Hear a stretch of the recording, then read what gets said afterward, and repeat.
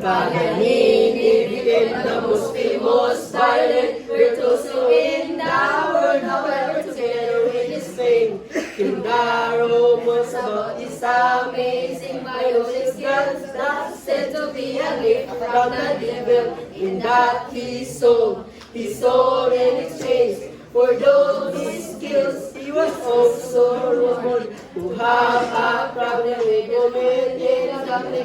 Paganini became the most famous musician.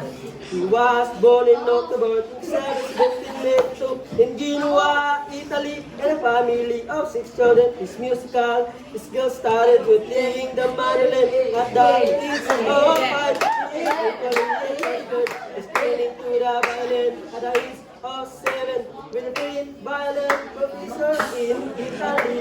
His violin teacher could not keep up with the progress of his violin skill that he kept on.